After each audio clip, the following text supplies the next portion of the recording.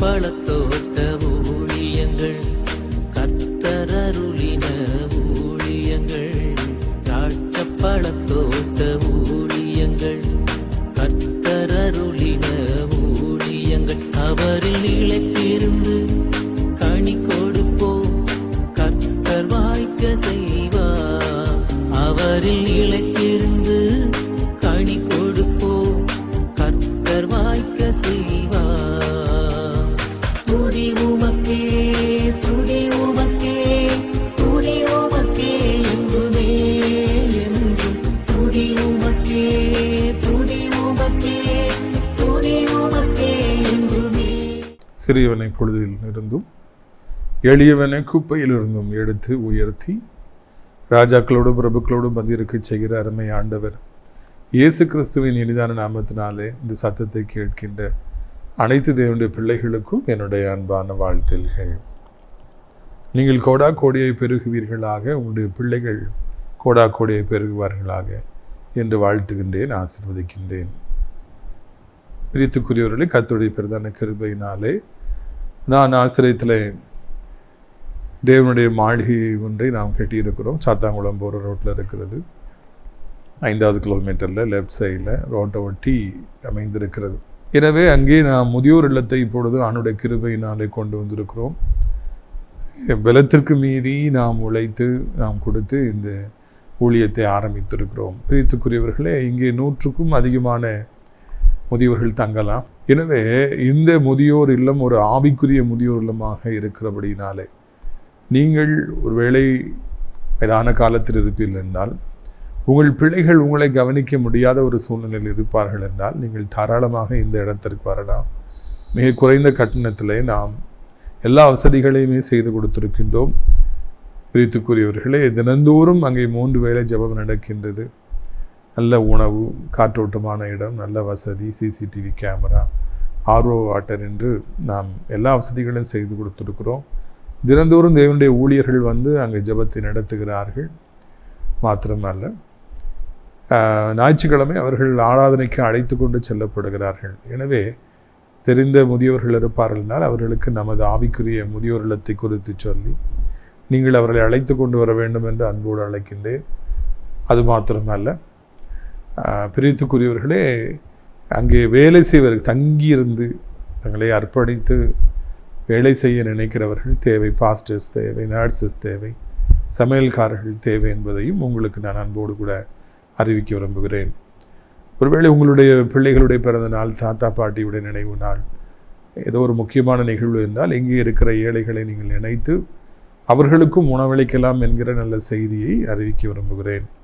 பிரித்துக்குரியவர்களே, இந்த நல்ல நாளிலும் கூட ஒரு நல்ல செய்திக்குள்ளாக நான் கடந்து போக இருக்கிறோம். பாருங்கள், சங்கீதம் 9:9.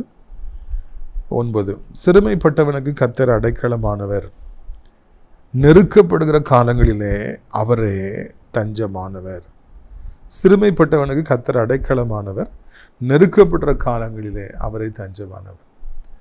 இதில் சிறுமைப்பட்டவன் என்று ஒரு வார்த்தை நாம் காண்கின்றோம். சிறுமைப்பட்டவன் என்றால் யார் என்கிற ஒரு கேள்வி இப்பொழுது எழும்புகிறது. நிச்சயமாய் சிறுமைப்பட்டவர்கள் இந்த பூமியிலே எக்கச்சக்கமாக இருக்கிறாங்க. என் கர்த்தருடைய பிள்ளைகள் கூட நிறைய பேர் சிறுமைப்பட்டு போயிருக்கிறாங்க. எனக்கு ஒரு ஐயாவை தெரியும். அவர் நன்கு வாழ்ந்து கெட்டவர், நல்ல வசதியாக இருந்தார். அதுக்கு பிறகு அவருக்கு அந்த வசதியெல்லாம் போய் கஷ்டப்பட்டு கொண்டிருந்தார். அப்பொழுது அவருடைய சொந்தக்காரர் ஒருவருக்கு திருமணம் அங்கே நடைபெற்றது.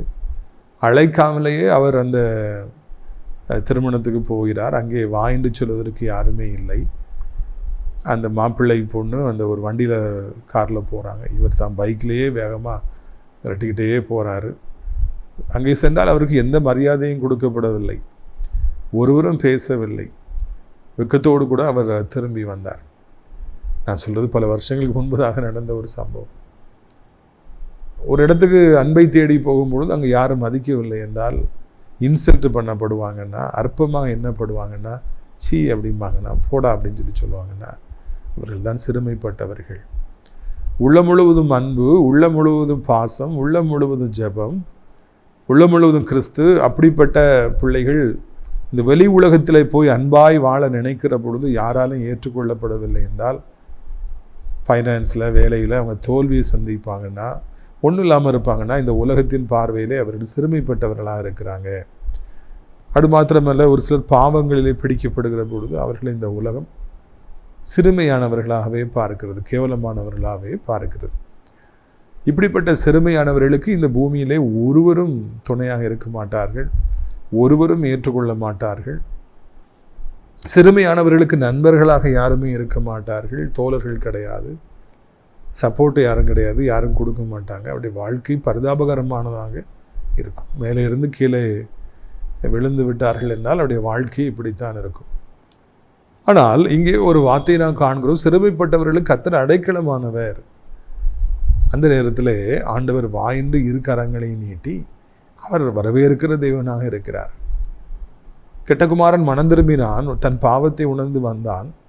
உலகத்தின் பார்வையில் அவன் சிறுமைப்பட்டவனாக இருந்தான். சொந்த அண்ணனுடைய பார்வையில் அவன் பெரிய பாவியாக இருந்தான். ஆனால் தகப்பனோ அடைக்கலமாக இருந்தார். வாயின்று தன்னுடைய மகனை அவர் ஏற்றுக்கொண்டார். இந்த உலகத்தின் பார்வையில் இன்றைக்கு நீங்களும் கூட சிறுமையானவர்களாக இருக்கலாம். உங்கள் சொந்தக்காரருடைய பார்வைக்கு நீங்கள் ஒரு அருவருப்பானவனாக இருக்கலாம். நண்பருடைய பார்வையிலே நீங்கள் ஒரு ஆகாதவனாக இருக்கலாம். வாராம்பாரு சொல்லி ஒரு கேவலமாய் பேசலாம், முகத்தை திருப்பி கொள்ளலாம். இன்றைக்கு ஒருவரும் உங்களுக்கு ஆதரவாக இல்லாமல் இருக்கலாம். ஆறுதலை தேடி, அன்பை தேடி பல இடங்களுக்கு சென்று மனம் உடைந்து போயிருக்கலாம். கர்த்தர் உங்களுக்கு அடைக்கலமாக இருக்கிறார். அவர் அந்த நேரத்தில் அவர் உங்களை ஏற்றுக்கொள்கிறவராக இருக்கிறார். ஆண்டவர் ஒருபொழுதும் உங்களை அற்பமாக எண்ணுவதில்லை. ஆண்டவர் ஒருபொழுதும் உங்களை சிறுமைப்பட்டவனாக நினைப்பதில்லை. நீங்கள் செய்த பாவங்களை அவர் நினைப்பதில்லை. உங்களது பணம் இல்லை என்று அவர் அற்பமாக நினைப்பதில்லை. உங்களை அவர் வெறுப்பதில்லை. மாறாக நான் உருவாக்கிய பிள்ளை அல்லவா என்று உங்கள் மீது ஒரு அன்பு வைக்கின்றவராக அவர் இருக்கின்றார். அவர் உங்களுக்கு அடைக்கலமாக இருக்கிறார். இந்த கஷ்டமான காலங்களிலே மனிதர்கள் உங்களை ஏற்றுக்கொள்ளாத இந்த நேரத்தில் அவர் உங்களை ஏற்றுக்கொண்டு உங்களுக்கு அவர் அடைக்கலமாக இருக்கிறார். இந்த வசனத்தை பாருங்கள், நெருக்கப்படுற காலங்களில் அவரை தஞ்சமானவர். சில சமயங்களிலே நாம் நெருக்கப்படுகிறோம், தேவனுடைய பிள்ளைகளாகி நாம் நெருக்கப்படுகிறோம். மாதம் பிறக்கிற பொழுதே பணம் இல்லாதபடிக்கு, அது இல்லைன்னா அதுக்கு பணம் கொடுக்கணும், இதுக்கு பணம் கொடுக்கணும், நெருக்கப்படுற அந்த காலங்களில் நம்மிடத்தில் ஒன்றுமே இல்லாமல் போகின்ற அந்த நேரங்கள் எல்லாம் கொடுமையான நேரங்களாக இருக்கின்றன. இத்தனை பேருக்கு பணம் கொடுக்கணும், கையில் பணமே இல்லைன்னு நம்ம என்ன பண்ண முடியும்? பணம் வேணும்னு சொல்கிறவங்க விட்டுருவாங்களா? விட மாட்டாங்க, நெருக்குவாங்க. கடன்காரர்களால் நெருக்கப்படுற அனுபவம் மிகவும் கொடூரமான ஒரு அனுபவம். பொல்லாத மனிதர்களால் நெருக்கப்படுற அனுபவங்கள் மிக கொடூரமான அனுபவங்கள். அந்த பாதை மிகவும் கசப்பானவைகள், நெருக்கப்படுற காலங்கள். வாழ்க்கையில் சில நேரங்கள் நெருக்கப்படும். தாவீது மிகவும் நெருக்கப்பட்டார். கூட இருந்தவங்களாம் கள்ள தூக்கி எறியணும்னு சொன்ன உடனே, உன்னால தான் என் பிள்ளைகள் போச்சு, பொண்டாட்டி போயிட்டா, கள்ள தூக்கி கொன்றுவோன்னு சொல்லி கூட இருந்தவங்களே 600 பேருன்னு சொன்ன பொழுது தாவீது மிகவும் நெருக்கப்பட்டார் என்று நான் காண்கிறோம். சில நேரங்கள் நம்முடைய வாழ்க்கையில் நாம் மிகவும் நெருக்கப்படுறோம், போகிறதுக்கு இடம் தெரியாமல். இந்த பிரச்சனை எப்படி சந்திக்க போகிறோன்னு சொல்லி நமக்கு தெரியாமல், ஐயோ இவங்க நெருக்கிறாங்களே, இவங்க கையிலேருந்து நான் எப்படி என்னை தப்புவிப்பேன் என்று நான் கலங்குற பொழுது அதிகமாக நெருக்கப்படுறோம். அந்த நேரத்தில் அவரே நமக்கு தஞ்சமாக இருக்கிறார். நம்முடைய ஆண்டவரே நமக்கு தஞ்சமாக இருக்கிறார். இந்த வசனம் எனக்கு ரொம்பவும் பிடித்திருக்கிறது. நெருக்கப்படுற காலங்களில், நீதிமான்கள் நெருக்கப்படுகிற காலங்களிலே, தேவனுடைய பிள்ளைகளை இந்த உலகம் நெருக்குகிற காலங்களிலே அவரே தஞ்சமாக இருக்கிறார். பழைய ஏற்பாட்டு காலத்தில் அடைக்கல பட்டணம் என்று சொல்லி ஒன்று இருந்தது. இந்த அடைக்கல பட்டணம் என்றால் என்னவென்று உங்களுக்கு தெரியுமா? யாராவது கொலை பழியிலே மாட்டிக்கொள்கிற பொழுது தெரியாமல் கொலை செய்து விடுவார்கள். தற்பாதுகாப்புக்காக அப்னரை போல கொலை செய்து விடுவார்கள். அப்பொழுது கொல்லப்பட்டவனுடைய சகோதரனோ இல்லைன்னா யாரோ கொலை செய்யணும், பழி வாங்கணும்னு சொல்லி அவர் துரத்துகிற பொழுது இந்த அடைக்கல பட்டணத்துக்குள்ளே ஓடி ஒழிஞ்சிக்கிட்டாங்கன்னா அந்த பழி வாங்க நினைக்கிறேன் உள்ளே போகவே முடியாது, போகக்கூடாது. இந்த அடைக்கல பட்டணம் எல்லா ஊர்லேயும் கட்டப்பட்டிருக்கும். இந்த கொலை பழி உள்ளவங்களாம் உள்ளே போய் ஒழிஞ்சிக்குவாங்க, யாரும் அவங்கள ஒன்றும் செய்ய முடியாது. பழைய ஏற்பாட்டு காலத்திலே ஆண்டவருடைய அநாதி கட்டளையின்படியே இந்த அடைக்கல பட்டணங்கள் கட்டப்பட்டிருந்தது. இப்பொழுதும் ஆண்டவர் நமக்கு அடைக்கல பட்டணமாக இருக்கிறார். நெருக்கப்படுற காலங்களில் கடன் கேட்டு வராங்க ஐயா, பொல்லாத மனுஷர்கள் நெருக்கிறாங்க ஐயா, நான் ஒரு காலத்தில் பாவம் செஞ்சேன், தப்பு செஞ்சேன், அதை வச்சுட்டு நெருக்கிறாங்க ஐயா, என்னை அப்படி பண்ணிடுவேன் இப்படி பண்ணிடுவேன் சொல்கிறாங்க ஐயான்னு சொல்லி ஓடி உங்கள் நெருக்கிற பொழுது நீங்கள் ஓடி போய் அந்த அடைக்கல பட்டணமாம் ஆண்டவர் இயேசுவண்டை நீங்கள் ஒளிந்து கொள்ளும்படியாக உங்களை ஆண்டவர் அழைக்கிறார். நெருக்கப்படுற காலங்களில் அவரை தஞ்சமானவர். சிறுமைப்பட்ட நேரங்களிலே அவரே நமக்கு அடைக்கலமானவர். இவ்வளோ அருமையான வசனங்கள் பார்த்தீர்களா? அடுத்த வசனத்தை பாருங்கள். சங்கீதம் 9:10. கர்த்தாவே, உம்மை தேடுகிறவர்களை நீர் கைவிடுகிறதில்லை, அதனால் உமது நாமத்தை அறிந்தவர்கள் உம்மை நம்பி இருப்பார்கள். கர்த்தாவே, உம்மை தேடுகிறவர்களை நீர் கைவிடுகிறதில்லை. எவ்வளவு உண்மையான, எவ்வளவு உத்தமமான ஒரு வசனம். ஆண்டவரை யாராவது தேடிட்டாங்கன்னா கல்லிச்சு ஜோம் பண்ணுறாங்க, சாயந்தரம் ஜோம் பண்ணுறாங்க, நைட்டு ஜோம் பண்ணுறாங்க, ஞாயிற்றுக்கிழமை வந்துட்டு ஆராதனைக்கு போயிடுறாங்க, சனிக்கிழமை வந்துடுச்சுன்னா நம்ம ஊழியங்களில் பங்கேற்கிறாங்க, விடுதலை நாள் கூட்டங்களில் பங்கேற்கிறாங்க, கர்த்தருக்கு முடிஞ்ச காணிக்கைகளை கொடுக்குறாங்க, பிள்ளைகளுக்கு ஆண்டவரை குறித்து அறிவிக்கிறாங்க. அப்படின்னா கர்த்தரை தேடுகிற அந்த பிள்ளைகளை அவர் ஒருபொழுதும் கைவிடுகிறதில்லை.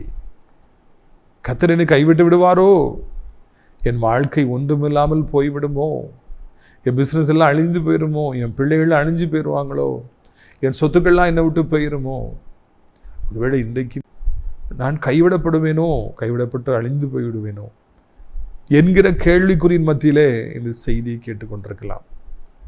நல்ல ஞாபகம் இருக்கு, நான் சென்னையிலே படிக்க போன பொழுது தான் முதலாக ஆண்டவரை சொந்த ரட்சகராக ஏற்றுக்கொண்டேன். அது ஏற்கனவே பல முறை உங்களுக்கு சொல்லியிருக்கிறேன்.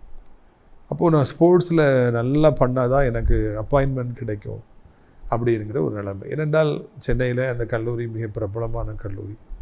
எல்லா ஸ்போர்ட்ஸ்மேனும் இந்தியாவிலேருந்து, தமிழ்நாட்டிலேருந்து அங்கே தான் படிக்க வருவாங்க. அங்கே படித்தா வேலை வாய்ப்புகள் அதிகம்.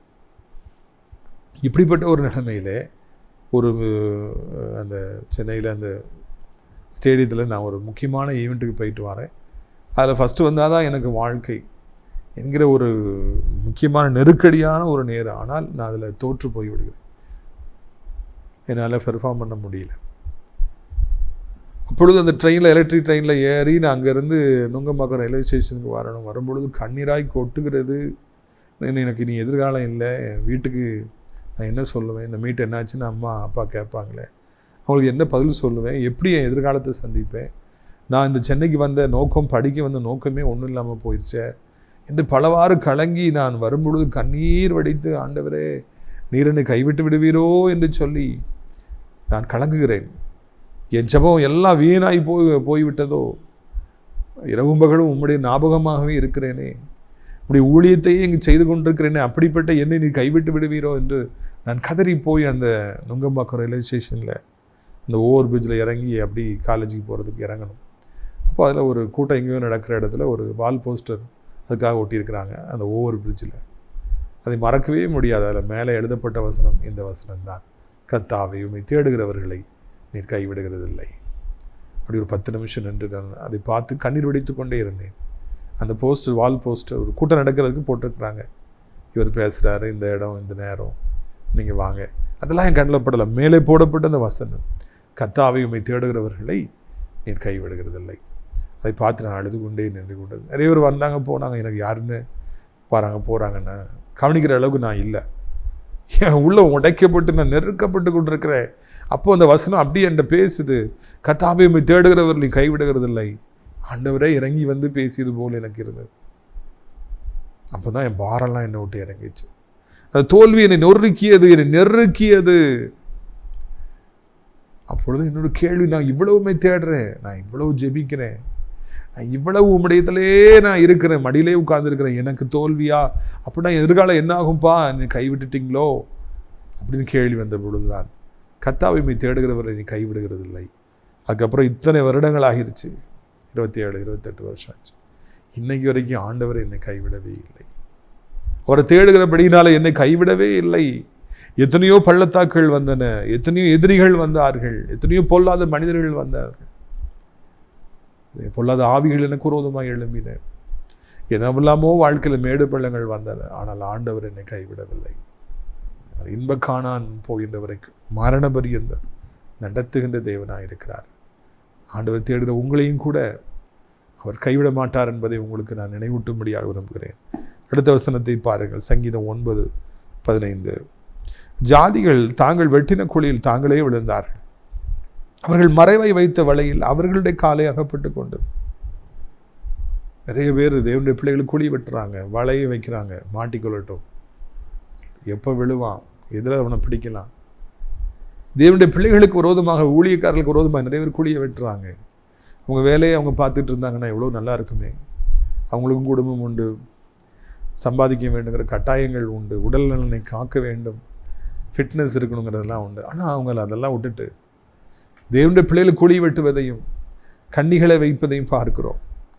யானையை பிடிக்கின்ற மிகப்பெரிய ஒரு குழியை வெட்டி அது மேலே ஒரு தென்னம் அந்த இலைகளை போட்டு மூடி அதில் வாழை அது மாதிரி கொஞ்சம் நல்ல யானைகள் சாப்பிட்றத போட்டு வைப்பாங்க. அந்த வாழைப்பழம்லாம் உடனே அந்த யானை அதில் போய் மிதித்து கீழே விழுந்து விடும். அதே போல் குருவிகளை பிடிப்பதற்கு வலைகளை போட்டு வைப்பார்கள், அதில் சாப்பாடை போடுவாங்க. அந்த குருவி போய் அதை சாப்பிடும்போது அந்த வலையிலே இது மாட்டிக்கொள்ளும். தேவனுடைய பிள்ளைகளே அப்படியே குழியிலே விழத்தள்ள வேண்டும் என்று குழியை வெட்டுபவர்கள், வலைகளை போடுபவர்கள், இறுதியில் அவர்களே அதில் மாட்டிக்கொண்டார்கள். யாரெல்லாம் தேவனுடைய பிள்ளைகளை வீழ்த்த வேண்டும் என்று கங்கணம் கட்டி கொண்டு நிற்கிறார்களோ, தேவனுடைய பிள்ளைகளை அழிப்பேன் என்று சொல்லுகிறார்களோ, தேவனுடைய பிள்ளைகளுக்கு விரோதமாக யுத்தம் செய்து கொண்டே இருக்கிறார்களோ, அவர்கள் ஒரு நாளிலே வலைகளிலே மாட்டிக்கொள்கிறார்கள், குழியிலே விழுந்து போகிறார்கள். அவள் தூக்குவார் யாரும் இல்லாதபடிக்கு அவளுடைய தீபம் காரிருளே அடைந்து போகின்றது. இந்த நாட்களில் யாரெல்லாம் அவங்களை நெருக்கிறாங்களோ, யாரெல்லாம் அவங்கள தொடர்ந்து வாராங்களோ, அவங்கள ஆண்டவர் காணாமல் போக பண்ணுகிறார். இஸ்ரவேல் ஜனங்கள் 430 வருஷம் பார்வோனுக்கு அடிமையாக இருந்துட்டாங்க. எவ்வளவோ கஷ்டங்களை பார்வோன் கொடுத்தாரு, எகிப்து கொடுத்து.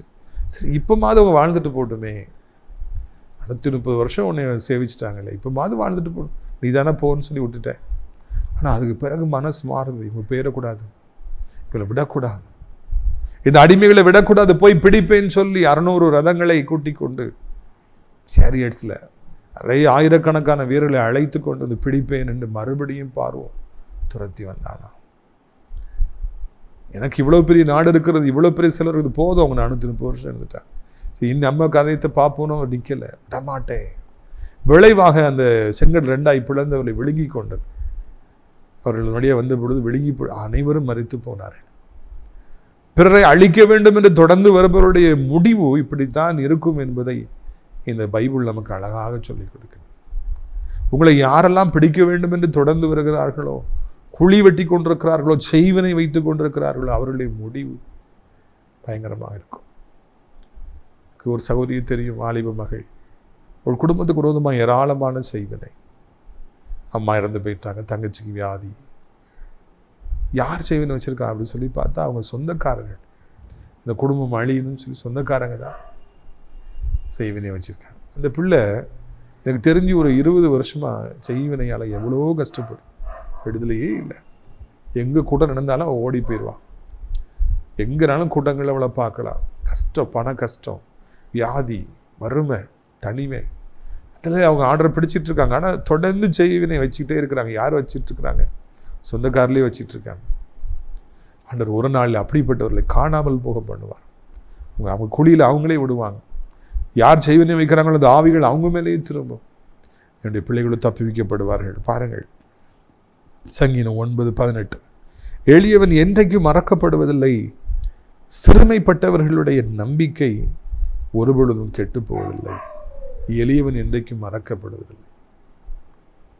இன்னைக்கு இந்த உலகமே உங்களை மறந்து போயிருக்கலாம், நண்பர்களே மறந்து போயிருக்கலாம், சொந்த குடும்பமே மறந்து போயிருக்கலாம்.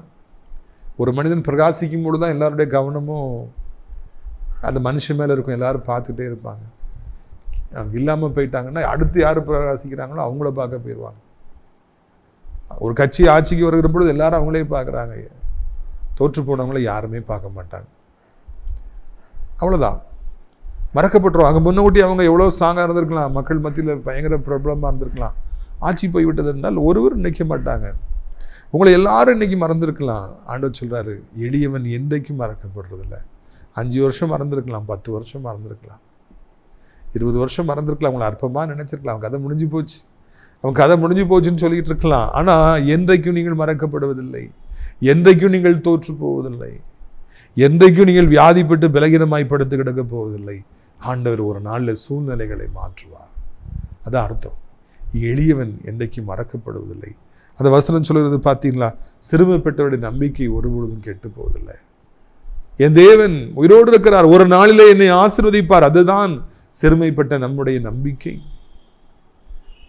நான் கர்த்தரை தேடுறேன், ஒரு நாள் அவர் என்னை ஆசீர்வதிப்பார். அந்த நம்பிக்கை ஒருபொழுதும் கெட்டு போவதில்லை. ஒரு நாள் வருகிறது, a day comes, a day arrives. அப்பொழுது ஆண்டவர் எல்லார் மத்தியிலும் உங்களை உயர்த்துகிற நல்ல தெய்வமாக இருக்கிறார். உங்கள் நம்பிக்கை ஒருபொழுதும் கெட்டு போகவே கெட்டு போக. எளியவன் என்றைக்கு மறக்கப்படுவதில்லை. சிறுமை பெற்ற நம்பிக்கை ஒருபொழுதும் கெட்டு போவதில்லை. என் மீட்பர் உயிரோடு இருக்கிறார். அப்பொழுது ஆண்டவர் எல்லாரையும் விட 1000 மடங்கு உங்களை உயர்த்துகிறார். எல்லாரும் பார்க்குறாங்க, ஒன்றும் இல்லாமல் போயிட்டான்னு நினச்சோமே, இவன் கதை முடிஞ்சு போச்சுன்னு நினச்சோமே, எங்கேயோ போய் நிற்கிறானே. பிரியத்துக்குரியவர்கள், எல்லாரும் உங்களை தேடி வருவார்கள். எல்லாரும் ஆச்சரியப்படுவாங்க. எதிரிகள் வெட்கப்பட்டு ஞானி தலை குனிவாங்க. ஐயோ என்று பால் கடிப்பார்கள், பல் கடிப்பார்கள். அப்படிப்பட்ட மேலான கரங்கள், மேலான கிருபைகள் உங்களுக்கு இந்த நாட்களில் உண்டாகும் என்று இயேசுவின் நாமத்தில் நான் அறிவிக்கும்படியாக விரும்புகிறேன். பிரியத்துக்குரியவர்களே, எவ்வளவோ பாடுகளை கடந்து வெட்கப்பட்டு அவமானப்படுத்தப்பட்டு ஒன்றுமில்லாதபடிக்கு நெருக்கப்பட்டு நீங்கள் இந்த நாளிலே கடந்து வந்து கொண்டிருக்கலாம். செய்தி கேட்டுக்கொண்டிருக்கலாம். ஆண்டவர் உங்களோடு தான் பேசுகிறார். உலகத்தை அனுபவிக்கிற, ஆட்டம் போடுகிற, என்ஜாய் பண்ணுகிற, அனுபவிக்கிற ஒரு குரூப் உண்டு. அவங்கெல்லாம் இருக்கட்டும். நீங்கள் ஒன்றுமில்லாதபடி நெருக்கப்பட்டுக்கிட்டு இருக்கிறீங்க. சிறுமைப்பட்டவன் நீங்கள். நான் சிறுமைப்பட்டவன். அதனால் எனக்கு அதை குத்தி நன்கு தெரியும். சிறுமைப்பட்ட உங்களுடைய நம்பிக்கை ஒருபொழுதும் கெட்டுப்போவதில்லை. ஒருபொழுதும் கெட்டுப்போவதில்லை. எளியவன் என்றைக்கும் மறக்கப்படுவதில்லை. ஒரு நாள் வரும்போது ஆண்டவர் எல்லாருக்கும் மத்தியில் உங்களை உயர்த்தி காண்பிக்கின்றார். என் பிள்ளை என்று காண்பிக்கிறார். அந்த நாள் எப்பொழுது வரும் என்று சொல்லி நான் காத்திருக்கிறேன். என்னையும் கூட ஒரு நாளிலே ஆண்டவர் உயர்த்துவார். என் நம்பிக்கை வீண் போகாது. நீதிமொழிகள் 13:12 சொல்லுகிறது, நெடுங்காலமாய் காத்திருத்தல் இருதயத்தை இளைக்க பண்ணும். நெடுங்காலமாய் பாடுகளை அனுபவிப்பது, சிறுமைப்பட்டு வாழ்வது, அது இதயத்தை இளைக்க பண்ணும். இன்றைக்கு நடக்கும், நாளைக்கு நடக்கும், அடுத்த மாதம் நடக்கும் என்று காத்திருந்து ஒன்றுமில்லாமல் போய்கொண்டே இருப்பது அது வருத்தத்தை நமக்கு ஏற்படுத்தும். ஆனால் ஒரு நாள் வருகிற பொழுது ஆண்டவர் உயர்த்துவார். ஆண்டவர் மீது நாம் வைத்திருக்கிற நம்பிக்கை அது வீண் போகாது. விரும்பியது வரும்பொழுது ஜீவ விருட்சம் போல இருக்கும் என்று வார்த்தை சொல்லுகிறது. Hope deferred makes the heart sick, but a longing fulfilled is the tree of life. ஒரு நாளில் நீங்கள் விரும்பியது வரும், நீங்கள் நம்பியது வரும். நான் நம்புவது கர்த்தரால் வரும். உங்களுக்கு குறித்ததை ஆண்டவர் நிறைவேற்றுவார். உங்களுக்கு என்று ஒரு குறித்திருக்கிறார். இதை கொடுக்கணும், இந்த வீட்டை கொடுக்கணும், இந்த லேண்டை கொடுக்கணும், இந்த ஆசீர்வாதங்களை கொடுக்கணும், சுகத்தை கொடுக்கணும்.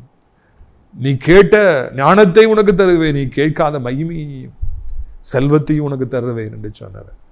அதற்கு அதிபதியானவர் உங்களுக்கும் கூட அப்படியே செய்வார். சாலமோன் ராஜாவை எப்படி ஆசீர்வதித்தாரோ அப்படியே உங்களையும் அவர் ஆசீர்வதிப்பார். இந்த 9வது சங்கீதத்தை நீங்கள் மறுபடியும் படியுங்கள். படித்து இதை உங்கள் சொந்தமாக்கி கொள்ளுங்கள். அப்பொழுது இந்த வார்த்தையின்படியே கர்த்தர் உங்களை ஆசீர்வதிப்பார். உங்களுடைய ஆசீர்வாதத்திற்காக நான் ஜெபிக்கும்படியாக விரும்புகிறேன். நாம் ஜெபிப்போமா? எல்லாரும் கண்களை மூடுவோம். அப்பா பிதாவே, இந்த நாளுக்காக நன்றி செலுத்துகிறோம், ஸ்தோத்திரம் செலுத்துகிறோம். இந்த நாளிலும் கூட எங்களோடு நீங்கள் பேசியிருக்கிறீங்க. நெருக்கப்படுற மக்கள், சிறுமைப்படுத்தப்பட்ட மக்கள், எளியவர்கள் என்று எங்களுக்கு நீங்கள் பெயர் கொடுத்துருக்கீங்க. நெருக்கப்படுற நாங்கள் எளியவர்கள் நாங்கள் இருக்கிறோம், சிறுமைப்படுத்தப்பட்டிருக்கிறோம். இந்த உலகத்தின் பார்வையில் அற்பமாக எண்ணப்பட்டிருக்கிறோம், குப்பையாக எண்ணப்பட்டிருக்கிறோம். அப்படிப்பட்ட எங்களை கர்த்தர் நினைத்திருக்கிற இதற்காக நன்றி அப்பா. எவ்வளவு அருமையான வார்த்தைகள், ஆறுதலான வார்த்தைகள் ஐயா. எதிரிகள் தாங்கள் வெட்டிய குழியில் தாங்களே விழுவார்கள், தங்கள் வைத்த கண்ணியில் அவர்களே அகப்படுவார்கள் அப்பா. உடைய பிள்ளைகளாகி எங்களுக்கு நெருக்கப்படுற காலங்கள் நீங்களே தஞ்சமாக இருக்கிறீங்க, அடைக்கலமாக இருக்கிறீங்க, கேடகமாக இருக்கிறீங்க. நீங்கள் எங்களை ஏற்றுக்கொள்கிறீங்க. என்னிடத்தில் வருகிற எவனையும் நான் புறம்பே தள்ளுவதில்லை. எவ்வளோ பெரிய பாவி என்று இந்த உலகம் முத்திரை குத்தினாலும், கேவலமாய் பேசினாலும், சீ என்று தள்ளினாலும் நீர் எங்களை ஏற்றுக்கொள்கிறவராக இருக்கிறீங்க. அதற்காக நன்றி. இது சத்தத்தை கேட்கிற பிள்ளைகள் என்ன நிலைமையில் இருந்தாலும் அவர்களுக்கு நீங்கள் உதவி செய்யுங்க. அநேக ஜனங்கள் இன்றைக்கு வியாதிப்பட்டு அந்த தோஷத்தை நீக்க முடியாதபடிக்கு எவ்வளவு துன்பத்தை அனுபவிக்கிறாங்க. கிட்னி ஃபெயிலியர் ஆகியிருப்பவர்களுக்கு ஜெபிக்கிறோம். 2 நாளைக்கு ஒருக்கா டயாலிசிஸ் பண்ணும், 3 நாளைக்கு ஒருக்கா டயாலிசிஸ் பண்ணும். எவ்வளோ பாவம்ப்பா. எப்படியாவது அவர்களை காப்பாற்றுவீராக ஆண்டவரே. அவர்களுக்கு ஒரு நாளும் இந்த இந்த கிட்னிகள் பிரச்சனை, இந்த டயாலிசிஸ் தொடர்ந்து இருக்கக்கூடாது. புதிய கிட்னிகளை சிருஷ்டித்து கழிவுகளை நீக்கி ஆண்டவரே கசடுகளை நீக்கி உடைய பிள்ளைகளை வாழ வைக்கும்படிக்கு நாங்கள் ஜெபிக்கிறோம். இயேசுவின் நாமத்தினாலே புதிய பலனை கொடுக்க வேண்டும் என்று சொல்லி கெஞ்சுக்கிறோம் ஐயா. புதிய கிட்னிகள், புதிய அவயங்கள் எதெல்லாம் ஃபெயிலியர் ஆயிடுச்சோ, ஃபங்க்ஷன் ஆகாதுன்னு மருத்துவர்கள் சொல்லிட்டாங்களோ, நீங்கள் புதுசாக பொறுத்துங்க. லங்ஸாக இருக்கலாம், எதுவாக இருக்கலாம், புதுசாக பொறுத்துங்க. இறைவா, இந்த அருமையான நாளிலும் கூட என்ன வியாதியோட பிள்ளைகள் போராடி கொண்டிருந்தாலும் அற்புதத்தை செய்து சுகப்படுத்தும்.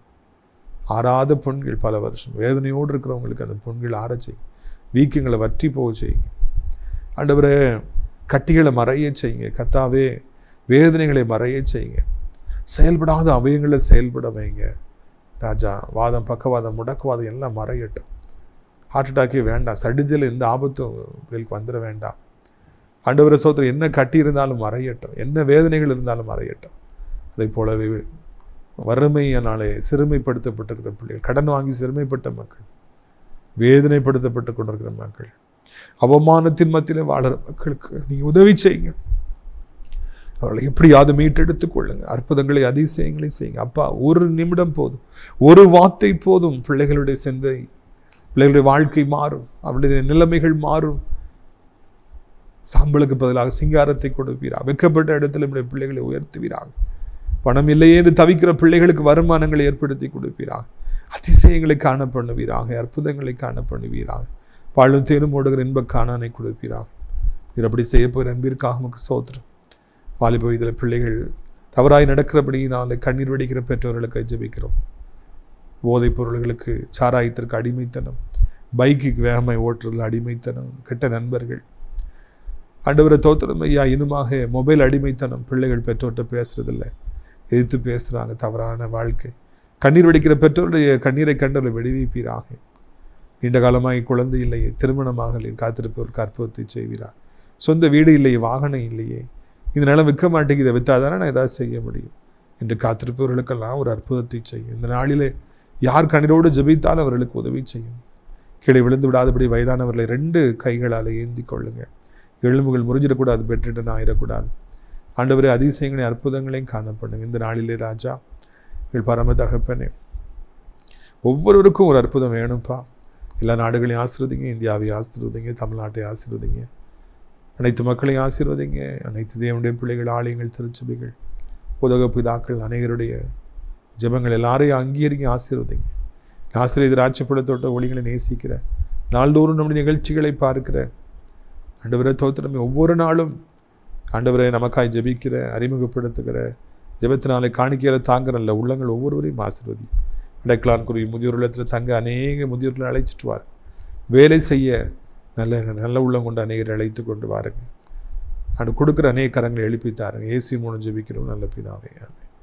என் ஆத்மாவை கத்திரை சோத்திரி, என் முழு உள்ளமையுடைய பரிசுத்த நாமத்தை சோத்திரி, என் ஆத்மாவை கத்திரை சோத்திரி, செய்த சகல உபகாரங்களை ஒரு பொழுதும் மறவாதே. உடைய கர்த்தராகிய இயேசு கிறிஸ்துடைய கிருபையும், பிதாவாகிய தேவனுடைய அன்பும், பரிசுத்தாவிடைய அந்யோன்ய ஐக்கியமில்லாத பிரசன்னம் உங்கள் அனைவரோடு இன்றைக்கு சதா காலங்களிலும் நிலைத்திருப்பதாக. அல்லேலூயா, அல்லேலூயா. God bless you.